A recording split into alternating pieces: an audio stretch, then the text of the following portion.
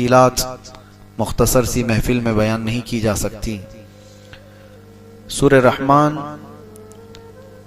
اس کو زینت القرآن کہا جاتا ہے، قرآن کی زینت ہے، اور اللہ کریم نے اس میں اپنی مخلوقات میں سے دو مخلوق سے یہ پوچھ رہا ہے، ایک جنات سے اور ایک انسانوں سے۔ فَبِأَيِّ آلَاءِ رَبِّكُمَا تُكَذِّبَانِ، مشہور و معروف آیت ہے جو کنٹینیو کئی مرتبہ ریپیٹ ہوئی ہے اس سورے میں، اور اللہ تعالیٰ فرماتا ہے اے جنات اور اے انسانوں، تم میری کون کون سی نعمتوں کو جھٹلاؤ گے۔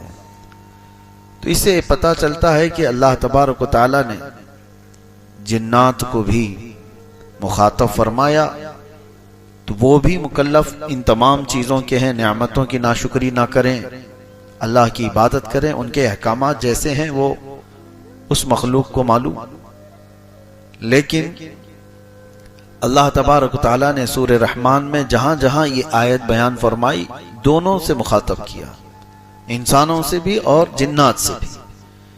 جنات ہمارے سے بھی زیادہ نافرمان گزرے ہیں، اور انسانوں کی پیدائش سے پہلے جنات کو اس زمین پر بھیجا گیا تھا، روایات یہ بتاتی ہیں۔ اور اسی وجہ سے فرشتوں نے جو اللہ تعالیٰ سے یہ پوچھا تھا کہ کیا تو ایسے کو اپنا خلیفہ بنائے گا جو زمین پر جا کر قتل و خون ریزی کرے گا، فساد مچائے گا، جب اللہ تعالیٰ آدم علیہ السلام کو پیدا کر رہا تھا تو فرشتوں نے یہ سوال کیا تھا۔ تو انہوں نے کیا دیکھ کر کے سوال کیا تھا؟ فرشتوں کو کیا پہلے سے کس چیز کا علم تھا؟ انسان تو ابھی روئے زمین پر آیا بھی نہیں، اس سے پہلے فرشتے کہہ رہے ہیں ایسے کو تو بنائے گا جو زمین پر جا کر فساد مچائے گا۔ تو روایات یہ بتاتی ہیں کہ فرشتے اس بات پر قیاس کر رہے تھے، اس سے پہلے بھی ایک مخلوق آئی، وہ جنات تھے، اور ان کو روئے زمین پر جب بھیجا گیا تو انہوں نے بڑا قتل اور خون ریزی مچائی، بہت فساد کیا اس روئے زمین پر، اور جنات کی تعداد انسانوں سے بھی 10 گنا زیادہ۔ بعد میں پھر ان کو سب کو اس روئے زمین سے بھگا دیا گیا جزیروں کی طرف، اور روئے زمین کو خالی کر دیا گیا انسان کے لیے۔ اور آج الحمدللہ آپ صحیح سلامت جی رہے ہیں اس روئے زمین پر کہ جنات کو پہلے سے ہٹایا گیا۔ پھر بھی کچھ لوگوں میں آ جاتے ہیں جنات، کچھ کے تو ریئل ہوتے ہیں اور کچھ کے ناٹک ہوتے ہیں۔ جنات کا آنا جانا ہے، لیکن ان کو اتنے اختیارات نہیں ہیں جتنے آپ کو یہاں پر دیے گئے ہیں۔ قرآن میں اللہ نے آپ سے کہا کہ تم اشرف المخلوقات ہو۔ وَلَقَدْ كَرَّمْنَا بَنِي آدم، اللہ فرماتے ہم نے آدم کی اولاد کو تاج کرامت عطا کی، عزت عطا کی۔ وَحَمَلْنَاهُمْ فِي الْبَرِّ وَالْبَحْرِ، ہم نے خشکیوں میں اور تریوں میں اس کو طاقت دی ہے۔ وَفَضَّلْنَاهُمْ عَلَى كَثِيرٍ مِّمَّنْ خَلَقْنَا تَفْضِيلًا، اللہ فرماتا ہے ہم نے جتنی مخلوق بنائی ان میں سب سے اس کو افضل بنایا ہے۔ لَقَدْ خَلَقْنَا الْإِنسَانَ فِي أَحْسَنِ تَقْوِيمٍ، ہم نے انسان کو سب سے اچھی صورت میں بنایا۔ اللہ کی یہ پسندیدہ مخلوق، اللہ کی چنندہ مخلوق انسان ہے۔ رہی بات جنات کی، تو انہوں نے سرکشی کی، نافرمانیاں کی، لیکن ان میں بھی بہت سارے فرمان بردار ہوئے۔ اللہ کے رسول صلی اللہ تعالیٰ علیہ وسلم کے بتانے سے ہمیں پتہ چلتا ہے، حضور نے فرمایا یہ سورہ رحمان میں نے جنات کے سامنے بھی تلاوت کی تو وہ تم سے اچھا جواب دے رہے تھے، یعنی وہ رو رہے تھے اور گڑ گڑا رہے تھے اور یوں کہتے تھے کہ اے اللہ ہم تیری کسی نعمت کی ناشکری نہیں کرتے، ہم تیری کسی نعمت کو نہیں جھٹلاتے۔ تو ان آیتوں کے جواب میں دل سے آدمی کو یہ کہنا چاہیے جب بھی یہ تلاوت ہو، فَبِأَيِّ آلَاءِ رَبِّكُمَا تُكَذِّبَانِ، تم کون کون سی نعمتوں کو میری جھٹلاؤ گے، تو آپ دل میں یہ اللہ کریم کی بارگاہ میں عرض کریں لا نکذب بآیاتک یا اللہ، اے اللہ ہم تیری کوئی نشانی کو نہیں جھٹلاتے، ہم تیری کسی نعمت کا انکار نہیں کرتے۔ یہ تو عربی میں ہے، جبکہ سورہ والتین جب پڑھتے تھے میرے آقا صلی اللہ تعالیٰ علیہ وسلم، اس کی آخری آیت کیا ہے؟ الیس اللہ باحکم الحاکمین، جس کا مطلب ہوتا ہے کیا اللہ احکم الحاکمین نہیں ہے؟ سارے حاکموں کا حکم نہیں ہے اللہ. آیت یہاں پر ختم ہو گئی, سورہ بھی ختم ہو گئی. لیکن روایات یہ ملتی ہیں کہ اس کے جواب میں میرے آقا فرماتے ہیں بلا وانت احکم الحاکمین, کیوں نہیں مولا تو ہی احکم الحاکمین ہے. تو قرآن پڑھنے کے بعد معنی اگر آپ کو سمجھ میں آئے تو ان آیتوں کے بعد آپ کے دل کا یہ اظہار ہو, تبھی تو آپ کی رغبت ہوگی قرآن کی طرف سے. ورنہ تو کھجاتے ہوئے تلاوت سنتے رہے تو کیا خبر قاری کیا پڑھ کے چلا گیا. تو سورہ رحمان میں اللہ تبارک و تعالی نے شروعات کہاں سے فرمائی؟ الرحمن, اتنا تو مسلمانوں کو پتا ہونا چاہیے. الرحمن علم القرآن, اس کے بعد خلق الانسان علمہ البیان. یہ 4 ہی آیتیں میں بتاتا ہوں آپ کو, 4 ہی آیتوں کے بارے میں شروع میں. الرحمن, رحمان وہ اللہ ہے, رحمان. علم القرآن, اس نے قرآن سکھایا. علم القرآن کا مطلب ہوا قرآن سکھایا. یہاں پر کس کو سکھایا ہے کچھ نہیں ہے. الرحمن علم القرآن دوسرے نمبر پر آیت ہے. رحمان ہے جس نے قرآن سکھایا. تیسرے نمبر پر آتی ہے خلق الانسان, پھر انسان کو پیدا کیا. انسان کو پیدا کیا. رحمان ہے, اس نے قرآن سکھایا, انسان کو پیدا کیا. انسان کو پیدا کرنے والی آیت بعد میں ہے, قرآن سکھانے والی پہلے ہے. تو پہلے کس کو سکھایا گیا؟ پھر وہ رحمان ہے, قرآن سکھایا. کس کو سکھایا؟ وہاں تو آیت میں بعد میں آ رہا ہے خلق الانسان, انسان کو پیدا کیا. تو انسان کو بعد میں جب پیدا کیا گیا ہے تو قرآن کس کو سکھایا گیا ہے؟ تو اس تفسیر میں آپ دیکھیں گے تو بڑے بڑے فقہاء, بڑے بڑے مفسرین اپنی اپنی تفاسیر جو رکھے ہیں, آپ کی آنکھیں کھلی رہ جائیں. خلق الانسان سے مراد کون سا انسان ہے؟ وہ آدم علیہ السلام. آدم علیہ السلام کو پیدا کیا. اور علم القرآن, قرآن کس کو سکھایا؟ وہ نور محمدی کو سکھایا, جس کا فرمان خود فرمان عالی شان ہے کنت نبیا وآدم بین الماء والتین. میں تو اس وقت بھی نبی تھا جب آدم کو مٹی اور پانی میں گوندھا جا رہا تھا. پتا چلا کہ انسان آدم علیہ السلام اگر یہاں مراد ہے تو ان کے آنے سے پہلے بھی کوئی تھا. ان کے آنے سے پہلے بھی کوئی تھا. وہ کون تھا؟ وہ جو نہ تھے تو کچھ نہ تھا, وہ جو نہ ہو تو وہی تھے. وہی ہے اول, وہی ہے آخر, وہی ہے ظاہر, وہی ہے باطن, وہی ہے قرآن, وہی ہے فرقان, وہی ہے طٰہٰ, وہی ہے یاسین. لوح بھی تو, قلم بھی تو, تیرا وجود الکتاب. گنبد آبگینہ رنگ تیرے محیط میں حباب. حضور پاک صلی اللہ تعالی علیہ وسلم کے متعلق ہی فرمایا گیا. اب میں آپ کو ایک بات بتاتا ہوں. نبی پاک صلی اللہ علیہ وسلم نے فرمایا اللہ نے سب سے پہلے چیز کیا پیدا کی؟ سب سے پہلی چیز, حدیثیں الگ الگ. حضور فرماتے ہیں سب سے پہلے پیدا کی جانے والی چیز قلم ہے. کیا ہے؟ اور پھر ایک حدیث میں ہے سب سے پہلے چیز پیدا کی گئی ہے لوح. لوح کا مطلب وہ تختی جس پر سارے لوگوں کی تقدیریں لکھی گئی. تو ایک حدیث میں ہے کہ اللہ کے نبی صلی اللہ علیہ وسلم فرماتے ہیں سب سے پہلے اللہ نے قلم کو پیدا کیا. اور ایک حدیث میں سب سے پہلے اللہ نے لوح کو پیدا کیا. اور حدیث جابر میں تو اللہ کے نبی فرماتے ہیں سب سے پہلے اللہ نے میرے نور کو پیدا کیا, حضور کے نور کو پیدا کیا. 3 حدیثیں ہیں. ایک حدیث میں سب سے پہلے, اب آپ بتاؤ پھر پہلے کون سی چیز آئی ہوگی؟ سب سے پہلے تو قلم کہا جا رہا ہے, پھر ایک حدیث میں کہا جا رہا ہے سب سے پہلے لوح ہے, پھر ایک میں کہا جا رہا ہے سب سے پہلے نور محمدی کو پیدا کیا گیا. ہے کون سب سے پہلے پیدا کیا ہوا ہے؟ اس کی تطبیق کو سمجھنے کے لیے اقبال کا وہ شعر پڑھنا چاہیے. سب سے پہلے لوح پیدا کی گئی کہ قلم پیدا کیا گیا کہ نور محمدی؟ تو وہ ایک شعر میں بتاتے ہیں نہیں نہیں یا رسول اللہ, لوح بھی تو, قلم بھی تو, تیرا وجود الکتاب. لوح بھی تو, قلم بھی تو, یعنی جہاں لوح کا ذکر آیا ہے اس سے مراد رسول اللہ کی ذات, جہاں قلم کا ذکر ہے اس سے مراد بھی حضور کی ذات. تیرا وجود الکتاب, کتاب بھی یا رسول اللہ صلی اللہ تعالی علیہ وسلم سے مراد آپ ہیں.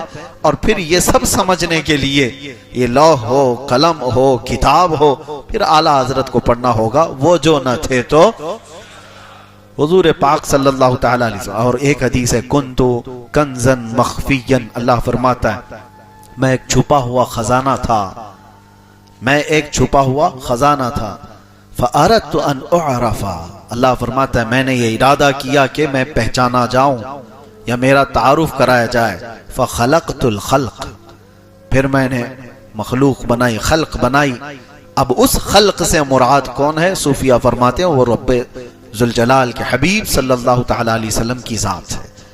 तो अल्लाह के नबी सल्लल्लाहु अलैहि वसल्लम को एक लक़ब में ये कहा जाता है मजहरे खुदा, मजहरे खुदा, जिसका मतलब होता है अल्लाह ताला ने अपनी पहचान के लिए जो सबसे बड़ी चीज बनाई वो मोहम्मद अरबी की जात है, हुजूर पाक की जात है। सबसे बड़ी चीज अल्लाह की पहचान के लिए इस कायनात में कोई आई है चीज तो वो क्या है? मोहम्मद अरबी की जात। और रसूल को देख करके अगर कोई अल्लाह को नहीं पहचाना तो फिर वो कुछ भी नहीं पहचाना। वैसे तो अल्लाह की हजारों नहीं करोड़ों निशानियां हैं, आसमान भी अल्लाह की निशानी, जमीन भी अल्लाह की निशानी, चांद भी अल्लाह की निशानी, सूरज का मदार पर चलना ये भी अल्लाह की निशानी, सितारे ये एक दूसरे से नहीं टकराते ये अल्लाह की निशानी। वो सब रब ताला ने सूरह रहमान में बयान फरमाया, यखरुजु मिनहुमुल लुअलुअ वल मरजान, देखो समंदरों में मरजल बहरैन यल्तक़ियान बैनहुमा बरज़खुल ला यबग़ियान, दो समंदरों को अल्लाह ऐसे चलाता है कि बीच में ऐसा बरज़ख है, ना इधर का समंदर इसमें मिलता है ना इधर का उधर। ऐसे एक जगह नहीं कई जगह पर कायनात में चीजें मौजूद हैं कि दो समंदर आपस में मिलते हैं, दोनों का रंग अलग, दोनों का मजा भी अलग, लेकिन उनको रोकने के लिए बीच में कोई दीवार नहीं और पानी है कि बराबर, ना इसका रंग इसमें आता है ना उसका रंग इसमें आता है। और कुरान में अल्लाह फरमाता है बैनहुमा बरज़खुल ला यबग़ियान, उन दोनों के बीच में एक बरज़ख है जो उनको मिलने नहीं देता। वो क्या है बरज़ख? न दीवार है, न लकड़ी है, न कपड़ा है, कुछ भी नहीं है, लेकिन अल्लाह फरमा रहा है कोई हुक्म है जो इन्हें मिलने से रोका हुआ है, कोई हुक्म है, वो अल्लाह का हुक्म है। और फिर मौला फरमाता है इन दोनों समंदरों से मोती और मरजान निकलते हैं, यखरुजु मिनहुमुल लुअलुअ वल मरजान। फिर अल्लाह ताला फरमाता है वलहुल जवारिल मुनशआतु फिल बहरि कल अअला। और फिर अल्लाह ताला फरमाता है कुल्लु मन अलैहा फान व यबका वजहु रब्बिका जुल जलाली वल इकराम। ये सारी कायनात में जितनी ताकतवर चीजें तुम देख रहे हो सबके सब फना हो जाएंगी, बाकी रहने वाली सिर्फ तुम्हारे रब की जात है। सब चीजें फना हो जाएंगी। ये पहाड़, ऊंचे ऊंचे पहाड़ जिसको खत्म करने के लिए सालों लग जाते हैं, एक पहाड़ को काटने लग जाओ तो तुम्हारी जिंदगी खत्म हो जाए, लेकिन ये ताकतवर पहाड़ उड़ा दिए जाएंगे रूई के फाहे की तरह। ये सारे समंदर उछाल दिए जाएंगे। वह इदल बिहार सुज्जिरत, अल्लाह ने कुरान में फरमाया समंदरों में आग लगा दी जाएगी, चांद और सूरज टकरा दिए जाएंगे। इदा शम्सु कुव्विरत व इदन नुजूमुन कदरत, सितारे आपस में टकरा दिए जाएंगे, चांद और सूरज को टकरा दिया जाएगा, जमीन में एक बड़ा तूफान होगा, सब फना हो जाएंगे। लेकिन अल्लाह रब्बुल इज्जत फरमाता वयबका वजहु रब्बिका जुल जलाली वल इकराम, असमत और जलाल वाले तुम्हारे रब की जात बाकी रहेगी, बाकी कुछ नहीं रहेगा। और ये सारी निशानियां बताकर रब तबारक व तआला फरमाता है फिर तुम कौन कौन सी नेमतों को झुटलाओगे। और हमने सूरह ज़ारियात में एक बात ये भी पढ़ी, एक आयत ये भी पढ़ी, अल्लाह फरमाता है वफी अनफुसिकुम अफला तुबसिरून, तुम्हारी जात में मेरी निशानी है क्यों देखते नहीं।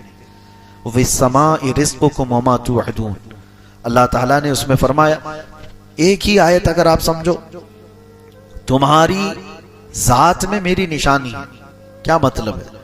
हजरत महबूब इलाही निजामुद्दीन औलिया रहमतुल्लाह तआला अलैह फरमाते हैं कि इंसान के जिस्म के अंदर जितनी नसें हैं अल्लाह को पहचानने के उतने रास्ते हैं।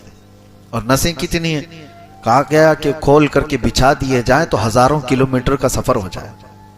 हमारे जिस्म के अंदर की जो रगें हैं इसको खोलकर बिछा दिया जाए तो हजारों किलोमीटर का सफर हो जाएगा।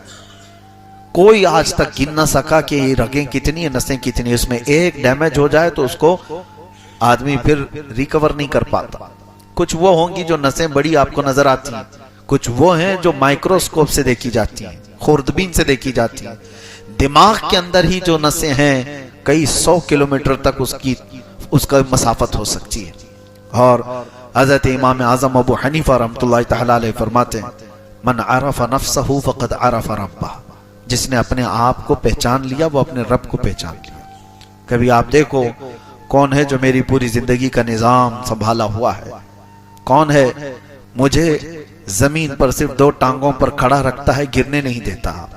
امام جعفر صادق رضی اللہ تعالیٰ عنہ سے پوچھا گیا آپ کوئی نشانی بتائیں اللہ تبارک و تعالیٰ، تو فرماتے ہیں کہ پرندوں کو دیکھو، پرندوں کو دیکھو، وہ ایک تار پر پوری رات سو جاتے ہیں، انہیں گرنے کون نہیں دیتا؟ کون ہے جو انہیں گرنے سے بچاتا ہے؟ حقیقت ہے کبھی آپ نے سوچا اس طرح؟ نہ وہ جھولے کھاتے ہیں نہ ان کو، حالانکہ وہ گہری نیند میں سو جاتے ہیں، پتلی پتلی 2 ٹانگوں سے ایک تار پر بیٹھ کر۔ کیا انسان اس طرح تار پر بیٹھ سکتا ہے؟ ان کا کام تم نہیں کر سکتے، تمہارا کام وہ نہیں کر سکتے۔ امام جعفر صادق فرماتے ان پرندوں کو دیکھو، کون ہے جو انہیں ان پتلی تاروں پر بٹھاتا ہے اور گرنے سے محفوظ رکھتا ہے؟ وہ اللہ ہے۔ ما یمسکہن الا اللہ، قرآن میں خود اللہ فرماتا ہے اولم یروا الی الطیر فوقہم صافات ویقبضن ما یمسکہن الا الرحمن، کیا تم پرندوں کو نہیں دیکھتے جو آسمانوں پر اڑتے ہیں اور ان کو گرنے سے بچائے رکھتا ہے؟ کون ہے؟ الا الرحمن، سوائے رحمان کے کوئی نہیں۔ تو یہ ساری نشانیاں کائنات میں موجود ہیں، اور آج کا زمانہ مجھے حیرت ہو رہی ہے۔ ابھی چند دن قبل کیرلا کے سلسلے میں آپ کو پتا ہوگا کہ ہائیلی ایجوکیٹڈ لوگ ہیں، لٹریسٹی وہاں پر انڈیا کے سارے سٹیٹس کے اعتبار سے 100% ہو چکی ہے، پڑھے لکھے لوگ مانے جاتے ہیں۔ لیکن میرے کئی رشتہ دار ہیں، انہوں نے مجھ سے ہی کہا کہ سب سے حیرت کی بات ہے کہ سب سے زیادہ ایتھیزم کیرلا میں ہو رہا ہے۔ ایتھیسٹ، ملحدین کی تعداد کثرت سے وہاں پھیلتی جا رہی ہے۔ حیرت ہوئی، میں جانتا ہوں کیرلا کو اچھی طرح سے، بچہ بچہ سورہ یاسین حفظ کیا ہوا رہتا ہے، ہر گھر میں تلاوت قرآن کا معمول ہے۔ فجر کی جماعت میں آپ وہاں جا کر دیکھیں، مسجدوں میں تو ایسے لگے کہ جمعہ میں ہیں، ساری نمازوں میں اس طرح سے نمازوں کی پابند۔ لیکن آج وہ علاقہ ملحدین کی زد میں آ گیا ہے۔ یہ ایتھیزم کہاں سے آ رہا ہے؟ یہ نشانیاں اللہ تبارک و تعالیٰ کی بے حساب دیکھ کر پڑھے لکھے لوگ گمراہ کیسے ہوتے ہیں؟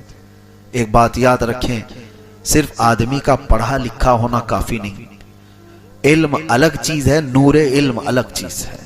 علم تو شیطان کے پاس بھی تھا اور وہ گمراہ ہوا، نور علم جس کے پاس ہوتا ہے وہ ولایت پا جاتا ہے۔ بہت سارے لوگ آج پڑھ تو لیے، بڑے بڑے علم کے بھنڈار ان کے پاس ہیں، لیکن نور علم ان کے پاس نہیں۔ وہ فیوز و برکات جو اولیاء کاملین سے چل کر سینوں پر آتے ہیں وہ نہ ہو تو پڑھے لکھے لوگوں کو، ڈاکٹرز کو، انجینئرز کو، ایڈوکیٹس کو میں نے دیکھا ہے وہ ایتھیسٹ ہو رہے ہیں، عام لوگ نہیں، پڑھے لکھے بڑے کئی ڈاکٹروں کی ایک تنظیم بنی ہوئی ہے ایتھیزم کی، وہ لوگ پروموٹ کر رہے ہیں، وہ کہہ رہے ہیں کوئی خدا ہی نہیں ہے، یہ کائنات ایسی وجود میں آ گئی، یہ نظام اپنے آپ چل رہا ہے، سارے لوگوں نے اپنے اپنے حساب سے نظام اپنا دین بنایا ہوا ہے، مذہب بنایا ہوا ہے۔ میرے عزیزو، یہاں ہلکی سی بھی چیز اپنے آپ نہیں ہوتی، اتنی پوری کائنات اپنے آپ کیسے ہوگی، کیسے ہو سکتی ہے؟ لیکن جب ایمان ختم ہو جاتا ہے تو آدمی ہمیشہ نیگیٹو سوچنے لگ جاتا ہے، اس کے اندر سے جب نور ایمان ختم کر دیا جاتا ہے تو اس کو یہ نشانیاں نظر نہیں آتی۔ اسی لیے قرآن میں اللہ فرماتا ہے انک لا تسمع الموتى ولا تسمع الصم الدعاء، اے محبوب آپ ان کو نہیں سنا سکتے اس لیے کہ وہ گونگے بہرے ہیں اور مردہ ہیں۔ کس کے بارے میں اللہ فرما رہا ہے؟ جو مکہ کے کفار و مشرکین، حضور سے بڑھ کر کے کوئی نشانی ان کے پاس تھی؟ رسول پاک صلی اللہ تعالیٰ علیہ وسلم کو جس نے دیکھا، ارے آسمان کیا نشانی ہے، چاند کیا نشانی ہے، سورج کیا نشانی ہے، جس نے چہرے رسول کو دیکھا اس سے بڑی نشانی کیا ہے؟ وہ رسول جو انگلیاں برتن میں رکھ دیں تو پانی کے فوارے جاری ہو جائے، وہ رسول جو اشارہ کریں تو چاند پلٹ آئے، وہ رسول جو سورج کو اشارہ کریں وہ سورج پلٹ آئے اور چاند پھٹ جائے، اور ان کے ہاتھ میں مٹھیوں میں کنکریاں پڑنے لگ جائیں اور شجر و حجر انہیں سلام کرے۔ یہ ساری نشانیاں مکہ والے دیکھ رہے تھے کہ نہیں دیکھ رہے تھے؟ سب پتا تھا، اور جو میرے آقا فرماتے تھے وہی ہو کر بھی رہتا تھا، جو بعد میں آنے والی خبریں حضور دیتے تھے وہ ہوتا تھا۔ یہ ساری نشانیاں دیکھنے کے باوجود وہ ملحد رہے، وہ ملحد رہے۔ انہوں نے کہا کوئی خدا نہیں ہے، ہم اس خدا کو نہیں مانتے جو محمد کا ہے۔ معاذ اللہ رب العالمین۔ میرے عزیزو، جب نور ایمان ختم ہو جاتا ہے تو بڑی بڑی نشانیاں بھی اسے نہیں نظر آتی۔ کل کی رات بھی ذکر میں نے ایک بات آپ کے سامنے ذکر کیا تھا کہ ڈرو اس بات سے کہ اللہ تبارک و تعالی اگر کبھی تم کو اپنے دین سے، اپنے گھر سے دور کر دیا، بہت بری موت مارے جاؤ گے دنیا میں، بہت بری موت۔ اور وہ سب سے بدنصیب شخص ہے، وہ محروم ہے جس کو اللہ تبارک و تعالی دھیرے دھیرے اپنے دین سے دور کرتا ہے۔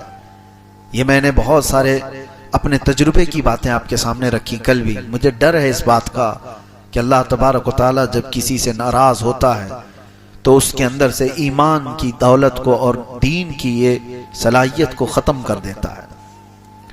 مجھے میرے والد گرامی فرمایا کرتے، بس اب میں ختم کر رہا ہوں، مسجد کے صدر تھے، متولی ہمارے ہاں کہا جاتا ہے، اور بڑے پرہیزگار اور ایک بڑے بزرگ کی خدمت گزار بھی تھے، اور کئی سالوں تک میں جانتا ہوں میں نے ان کو بڑھاپے میں دیکھا ہو، یا ہمارے والد فرماتے تھے کہ اچانک ایسا ہوا کہ مسجدوں کے معاملات سب جگہ ہوتے ہیں، ہر جگہ ہوتے ہیں، تو نئی جماعت آ گئی، پرانے متولی صاحب کو ہٹا دیا گیا۔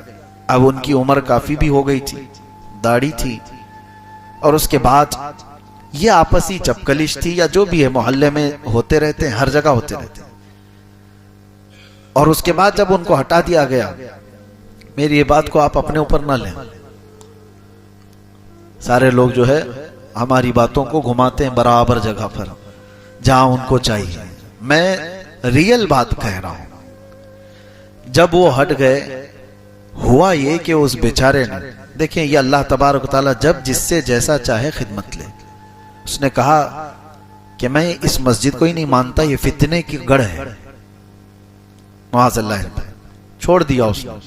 جو صدر رہا، متولی رہا مسجد کا، بڑی داڑھی تھی، اور کئی دنوں تک مسجد کو آنا چھوڑ دیا، پھر تھوڑے دن ہوئے، دھیرے دھیرے دھیرے نماز بھی چھوڑ دیا، ختم ہو گئی۔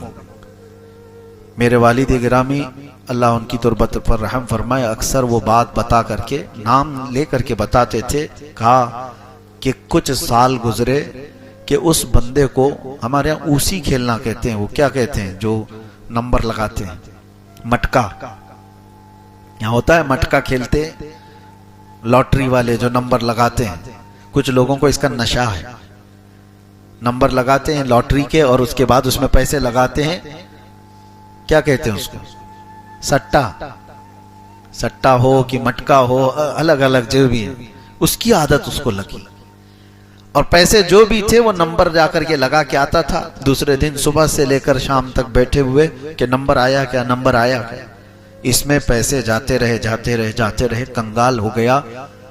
وہ متولی صاحب کے بارے میں نے سنا کہ پھر وہ اپنے ہی بیٹے اور بیٹیوں کے پیسے چوری کرنے لگا، یہاں تک نوبت آ گئی، اور بیٹے اور بیٹیوں کو ایک بار دو بار سمجھ میں آئے، بعد میں پھر دیکھا کہ بڑھاپے میں ابا کا حال یہ ہو گیا ہے کہ کہیں پیسے رکھو تو اٹھا کے لے جاتے ہیں، اور وہ سٹے میں لگا کر آ جاتے، سٹا بازی کرتے کرتے اتنا تباہ و برباد ہوا، آج رونگٹے کھڑے ہو جاتے ہیں کہتے ہوئے، رمضان کے مہینے میں شراب کی حالت میں اس کی موت ہوئی۔